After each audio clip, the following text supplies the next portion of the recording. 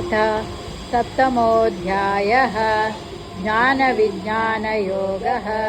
श्रीभगवानुवाच मय्यासक्तमनः पार्थ योगं युञ्जनमादर्श असंशयं समग्रं मां यथा ज्ञास्यसि तस्मिन् ज्ञानं तेऽहं सविज्ञानम् इदं वक्ष्याम्यशेषतः यज्ञत्वा नेह भूयोऽन्य ज्ञातमव्यवशिष्यते।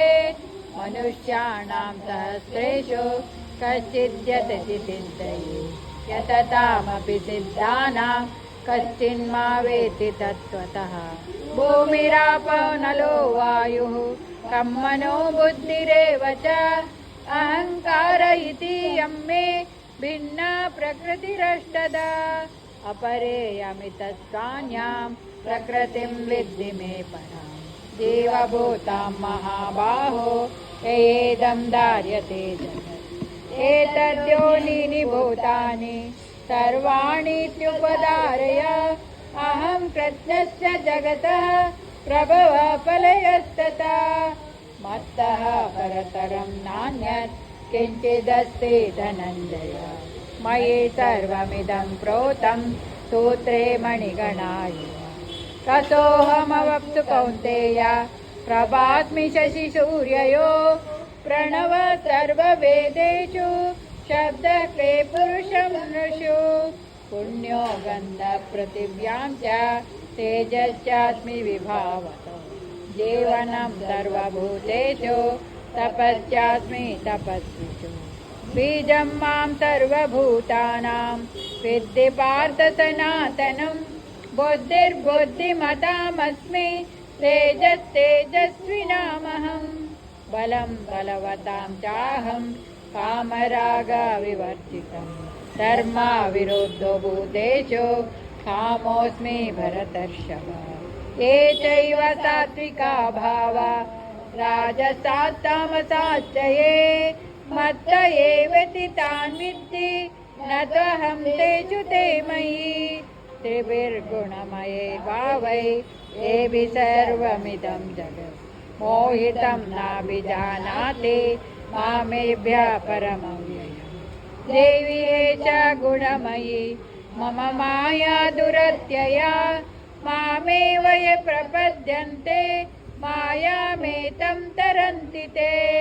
न मां दुष्कृतिनो मूढाः प्रपद्यन्ते नराधमः मायया परतज्ञान आसुरं भावमाश्रिता। चतुर्विधा भजन्ते मां जना सुकृतिनोऽर्जुन आत्रो जिज्ञासुरार्थार्थी ज्ञानी च भरतर्षभ। तेषां ज्ञानी नित्ययुक्ता एकभक्ति विशिष्यते। प्रियो हि ज्ञानिनोत्यर्थम् अहं स च मम प्रियः। उदारा सर्व एवैते ज्ञानी त्वात्मैव मे मतम् आस्थितः स हि युक्तात्मा मामेवानुत्तमां गतिम्। बहूनां जन्मनामन्ते ज्ञानवान् मां प्रपद्यते। वासुदेव सर्वमिति समात्मा सुदुर्लभः। कामैस्तैतहतज्ञाना प्रपदन्ते न्यदेवता तं तं नियममत्ताय प्रकृत्या नियता स्वया। यो यो यां यां तनुं भक्तः श्रद्धयार्चितुमिच्छति तस्य तस्याचलां श्राद्धां तामेव विदधाम्यहम्। सतया श्रद्धया युक्ता तस्य राधनमीयते लभते च ततः कामान् मयैवाविहितान् हितान्। अन्तवत्तु फलं तेषां तद्भवत्यल्पमेधसाम्। देवान् देवयजो यान्ति मद्भक्ता यान्ति मां पदम्। मामबुद्धयः परं भावमजानन्तो ममाव्ययनुत्तमम्। नाहं प्रकाशं सर्वस्य योगमाया समावृतः। मूढोऽयं नाभिजानाति लोको मामजमव्ययम्। वेदाहं समतीतानि वर्तमानानि चार्जुन भविष्यानि च भूतानि मां तु वेद न कश्चन इच्छाद्वेषसमुत्थेन द्वन्द्वमोहेन भारत सर्वभूतानि सम्मोहं सर्गे यान्ति परन्तप येषां तन्तगतं पापं जनानां पुण्यकर्मणां ते द्वन्द्वमोहनिर्मुक्ता भजन्ते मां दृढव्रता जरामरणमोक्षाय मामाश्रित्य यतन्ति ते ब्रह्म तद्विदो कृत्यम् अध्यात्मं कर्म चाखिलम् साधिभूतादिदैवं मां साधियज्ञं च ये विदुः प्रयाणकालेऽपि च मां ते विदुर्युक्तचेतसः ॐ तत्सदिति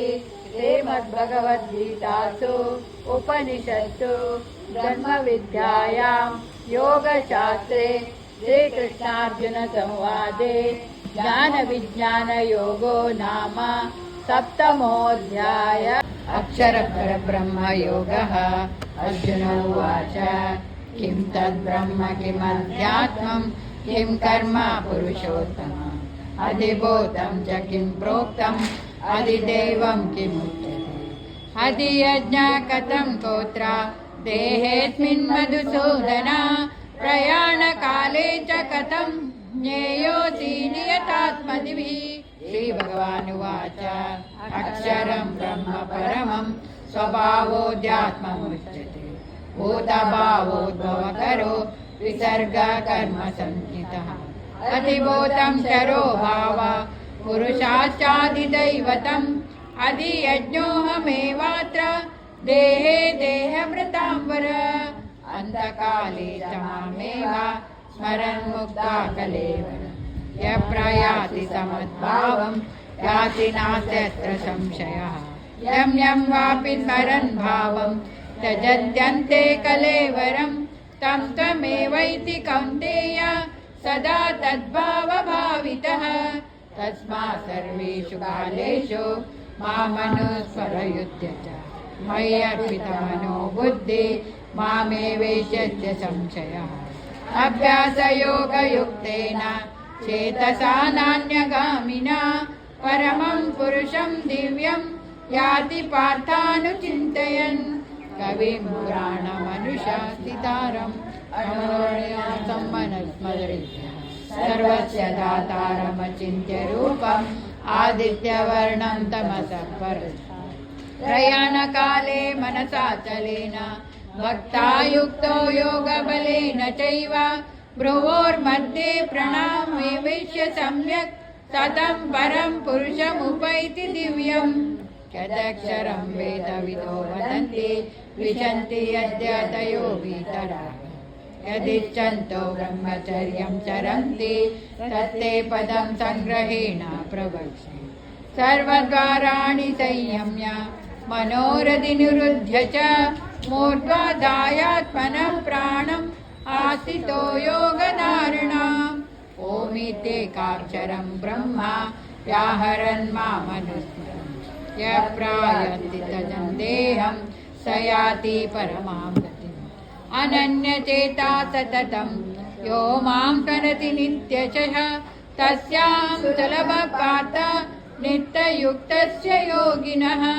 मामुपेत्य पुनर्जन्म दुःखालयमशाश्वतम् नाप्नुवन्ति महात्मानः संसिद्धिं परमां गतम् आब्रह्मभुवनालोका पुनरावर्तिनोऽर्जुन मामुपेत्य तु कौन्तेय पुनर्जन्म न विद्यते सहस्रयुगपर्यन्तम् अहर्यद्ब्रह्मणो विद्धि रात्रिं युगसहस्रान्तां ते होरात्राविदो जना अव्यक्ताद्व्यक्तयः प्रभवन्त्यहरागमे रात्यागमे प्रलीयन्ते तत्रैवावस्थसंजगे भूतग्रामतैवायं भूत्वा भूत्वा प्रलीयते रात्र्यागमे वशः पार्थ प्रभवत्याहरागमे परस्तस्मात् तु भावोऽन्यो व्यक्तो व्यक्तात् सनातनः यः स सर्वेषु भूतेषु